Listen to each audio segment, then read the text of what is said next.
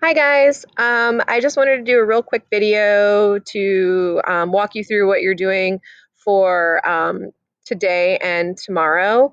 I read through your Google check-in forms, and some of you actually said you like when I do this because it provides you with a little bit more understanding of what you're supposed to do rather than you just kind of reading it. So I want to do that for you.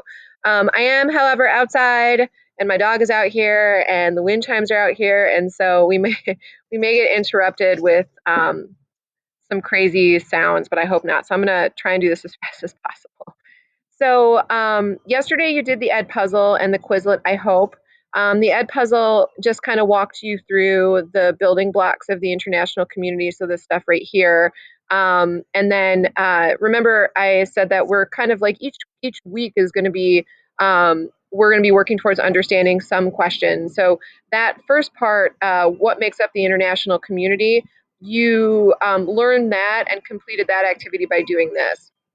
We're going to be working on this question. Why does the global map look the way that it does when we talk about decolonization? And remember, colonization, just as a reminder from what you learned yesterday, is just this idea that like there are some really powerful countries in Europe and in the United States that decide to expand their power, and they do so by going into other parts of the world like South America, Central America, Africa, and they just take control of those regions, and they use the resources in those regions, and they use the people in those regions all for their own good.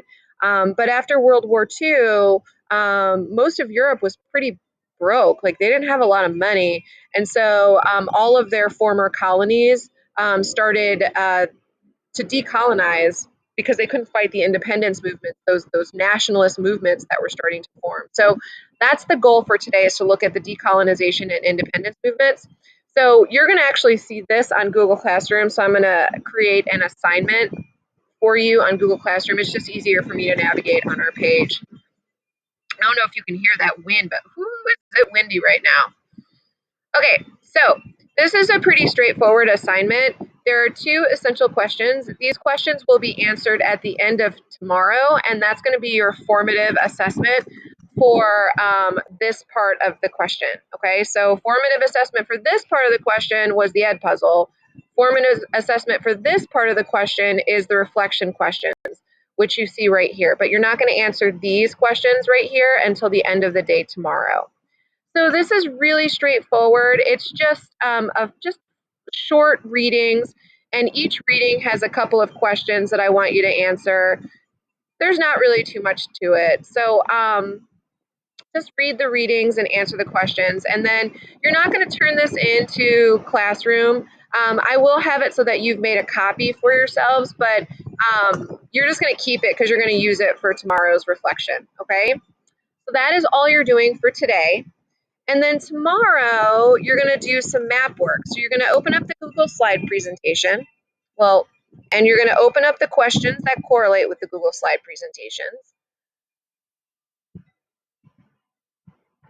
Okay, so if you look here, it says slide one. Slide one, of course, correlates with this slide right here. It's a little bit hard to read the key, which is like this area. Oh, I just moved a map. Don't move map. Go back map. I'll fix that. But the key is a little bit hard to read, so the key is actually down here, so just kind of pay attention to that. And then you have map 2, map 3, map 4. Well, this is slide 4 and has 2 maps, but basically the same. And then you have the 5th map. So it's just 5 maps that I want you to look at. And then what you're going to do is you're just going to answer these questions. You're just going to analyze the maps and answer the questions. That's all you're going to do. And then the last thing that you have to do, and this is the only thing that will be turned into Google Classroom, is this reflection. And again, this will be linked to tomorrow's lesson. Let's see if it pulls up. So you just have 2 questions or 3 questions to answer. So you're going to explain how colonization and imperialism, those 2 things are basically the same thing. How did this lead to movements for independence? Like, why? If the independence movements led to the creation of new countries, how did these movements shape the current political map? And then you're going to have to look back and see what were some of these newly formed countries.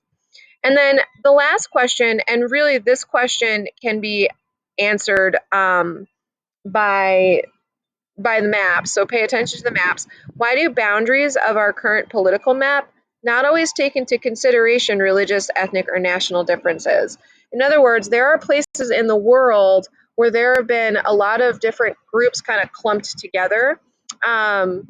And there's a reason for that. So I want you to think about how colonization, the modern political map, decolonization, and these sort of arbitrarily drawn borders by the colonists, how does that shape our current political map?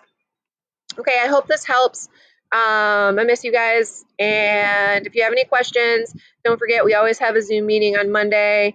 And yeah, if you have questions, Google chat. I always have it open all day. All right, talk to you guys later. Bye.